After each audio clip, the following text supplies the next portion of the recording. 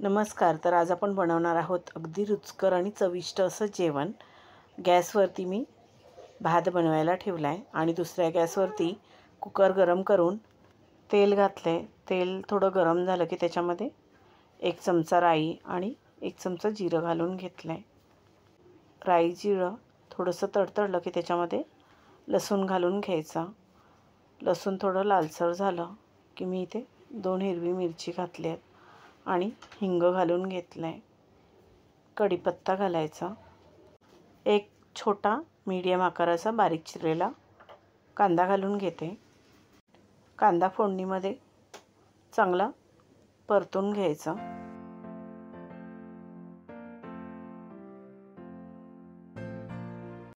कांदा परतल्यानंतर 1 चिरलेला टोमॅटो घालून घेतला आहे.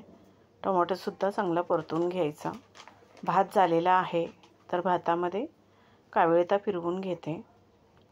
टोमॅटो परतून घेतल्यानंतर मी इथे तुरीची आणि मुगाची 1 वाटी डाळ स्वच्छ धुवून घेतलेली आहे. ती डाळ घालून घ्यायची. हे मी डायरेक्ट वरण बनवते. डाळ घातल्यानंतर 2 बाऊल पाणी घातले.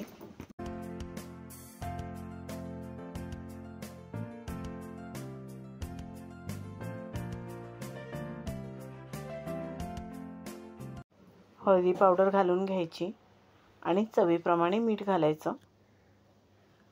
सर्व व्यवस्थित मिक्स करून घ्यायचं आणि कुकरला झाकण लावून मीडियम गॅसवरती 2 ते 3 शिट्ट्या द्यायच्या.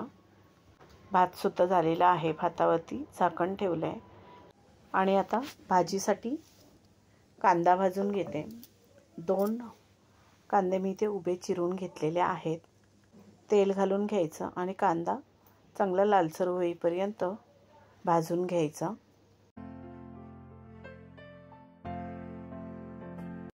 कांदा चांगला लालसर झालेला आहे. त्याच्यामध्ये 5-6 काजू घालून घेते. त्याच फ्राय पॅनमध्ये आता लाल माठची भाजी बनवते तर ठेचलेला लसूण घालून घेतला आहे आणि मिरची घातली. ठेचलेला लसूण घातला की भाजीला खूपच छान अशी चव येते. त्यानंतर 1 मीडियम आकाराचा कांदा चिरून घेतला आहे. तो सुद्धा घातला आणि कांदा चांगला फोडणीमध्ये परतून घ्यायचा.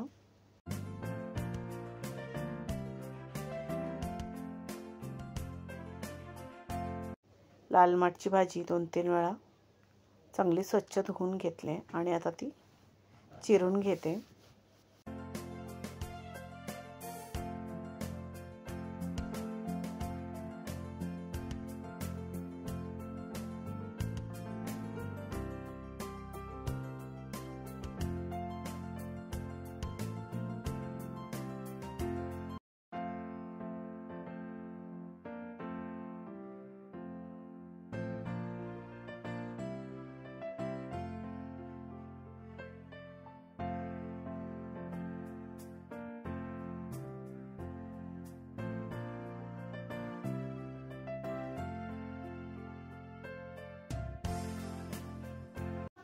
भाजी घातल्यानंतर ती व्यवस्थित मिक्स करायची आणि झाकण न ठेवता नेहमी पालेभाजी शिजवायची.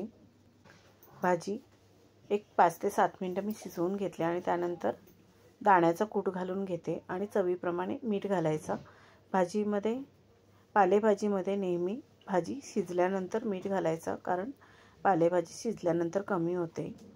त्यामुळे मिठाचा अंदाज आपला बरोबर होतो. ही भाजी परत एकदा 1 ते 2 मिनटं शिजू द्यायची. मिक्सरच्या भांड्यामध्ये भाजलेला कांदा आणि काजू घालून त्याची पेस्ट करून घ्यायची. मी मशरूमची भाजी बनवते तर मशरूमसुद्धा स्वच्छ धुवून घेतले आणि हे मशरूम अशा पद्धतीने चिरून घ्यायचे. 2 शिमला मिरचीसुद्धा चिरून घेतल्यात.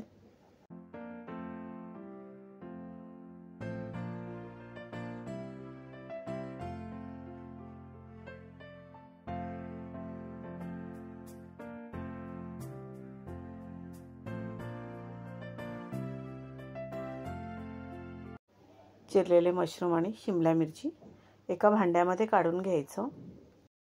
4 चमचे दही घेतले, ते सुद्धा या भाज्यांमध्ये घालून घ्यायचं. भाजलेल्या कांद्याची जी आपण पेस्ट करून घेतली ती घालून घ्यायची। 1 चमचा मालवणी मसाला, पाव चमचा हळद, 1 चमचा धणे पावडर आणि अर्धा चमचा गरम मसाला। हे सर्व भाज्यांमध्ये व्यवस्थित मिक्स करून घ्यायचं आणि मॅरिनेशनसाठी अर्धा तास तशाच भाज्या ठेवून द्यायच्या। थोडी कसुरी मेथीसुद्धा घालून घेतली, तीसुद्धा व्यवस्थित मिक्स करून घ्यायची आणि हे झाकून ठेवून अर्धा तास मॅरिनेशनसाठी ठेवायचं। अर्ध्या तासानंतर मी इथे गॅसवरती कढई ठेवली आहे आणि त्याच्यामध्ये तेल घालून घ्यायचं। तेल थोडं गरम झालं की खडे गरम मसाले घालायचे।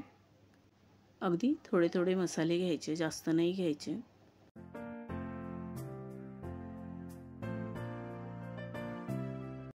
मसाले हलकेसे गरम झाले की त्याच्यामध्ये आलं, लसूण, कोथिंबीर आणि कढीपत्त्याची पेस्ट घालून घेतली आहे आणि एक चिरलेला टोमॅटो घालून घेतला आहे। हे सर्व व्यवस्थित परतून घ्यायचं। चवीप्रमाणे मीठ घालायचं। टोमॅटो थोडा मऊ होईपर्यंत आपल्याला हे परतून घ्यायचं आहे आणि त्यानंतर मॅरिनेशन केलेल्या भाज्या घालून घ्यायच्या।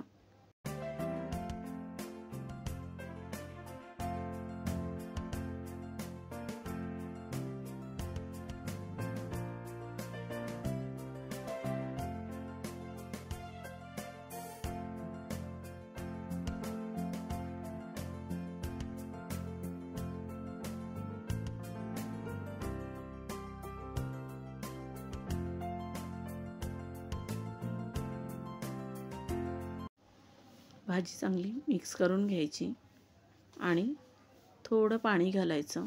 मी मॅरिनेशन केलेल्या कढईमधलं थोडंसं पाणी घातलेलं आहे, कारण त्याच्यामध्ये मसाले होते।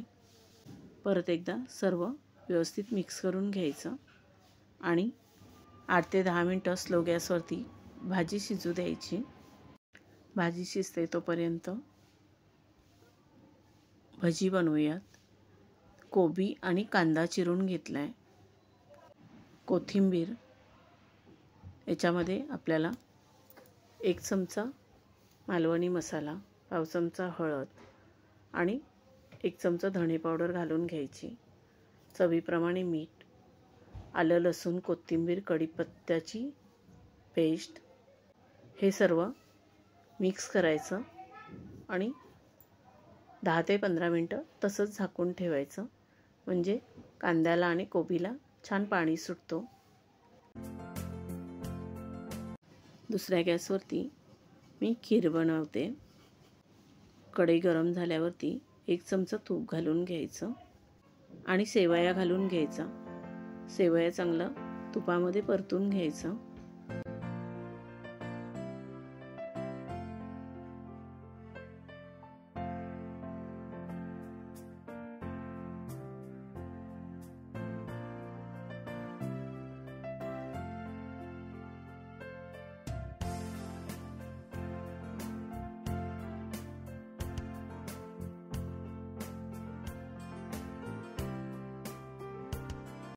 सेवया चांगला परतून घेतला की त्याच्यामध्ये दूध घालायचं। अर्धा लिटर अमूल दूध घालून घेतलं आहे। थोडं केसर घालायचं। केसर ऑप्शनल आहे, घातला तरी चालेल, नाही घातलं तरी चालेल। व्यवस्थित मिक्स करायचं। गॅस स्लो करायचा आणि दुधाला चांगली उकळी येऊ द्यायची। सेवया दुधामध्ये चांगला शिजू द्यायचं। भजींच्या कांद्यामध्ये आपण आता पीठ घालूयात। मी तर 6 चमचे बेसनचं पीठ घातलंय।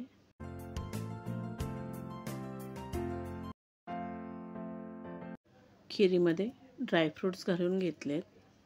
बदाम, काजू आणि चारोळी घालून घेतली आहे आणि थोडी वेलची पावडर घातली आहे। भजीच्या बॅटरमध्ये अजून 3 चमचे तांदळाचं पीठ घालायचं। 6 चमचे बेसन पीठ आणि 3 चमचे मी तांदळाचं पीठ घातलंय।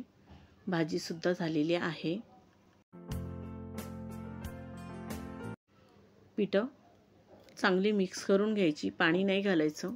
जे कांद्याला आणि कोबीला पाणी सुटले त्याच्यामध्येच पीठ चांगलं मिक्स करायचं. लागलं तर 2-3 चमचे पाणी घालायचं, म्हणजे आपले भजी छान कुरकुरीत होतात. भजीचं पीठ एवढं घट्ट असायला पाहिजे. खीर पूर्ण थंड झालेली आहे. खीर थंड झाल्यानंतर मी इथे 3 चमचे गूळ घातले, 3 मोठे चमचे गूळ घातले. पूर्ण खीर थंड झाल्यानंतरच गूळ घालायचा, नाहीतर खीर फाटू शकते. मी इथं गूळ वापरले, तुम्ही साखरसुद्धा वापरू शकता. सर्व जेवण झालेलं आहे. आता भजी बनवून घ्यायचे. तेल गरम करून भजी सोडायच्या आणि छान कुरकुरीत होईपर्यंत भजी तळून घ्यायची.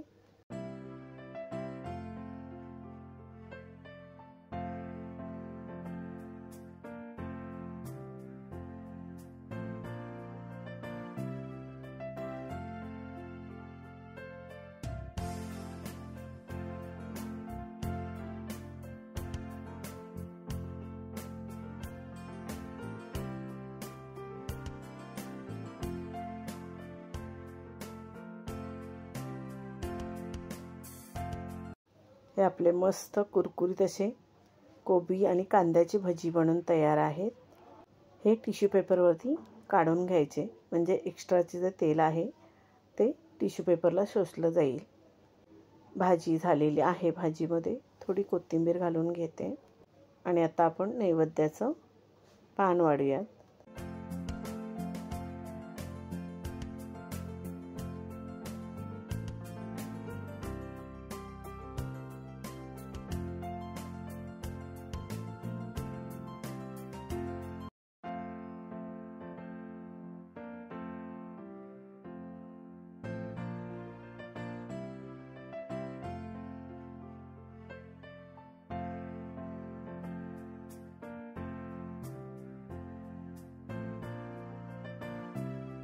आपण जर जेवणाची पूर्वतयारी केली तर अगदी पटकन असं जेवण बनवू शकतो, आणि ते पण अगदी कमी वेळात आपण चविष्ट आणि रुचकर असं जेवण बनवू शकतो.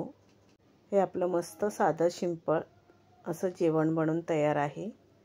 तुम्ही अशा पद्धतीने जेवण नक्की बनवून बघा. व्हिडिओ आवडला असेल तर व्हिडिओला लाईक शेअर करा आणि आपल्या चॅनलला सबस्क्राईब केलं नसेल तर सबस्क्राईब करा. बेल आयकॉनचं बटन क्लिक करायला विसरू नका, त्यामुळे नवीन येणाऱ्या व्हिडिओचं नोटिफिकेशन तुम्हाला सर्वात आधी मिळेल. तुम्ही हा व्हिडिओ शेवटपर्यंत बघितल्याबद्दल तुमचे मनापासून खूप खूप धन्यवाद. आता आपण भेटू अजून एका नवीन व्हिडिओमध्ये. Bye bye.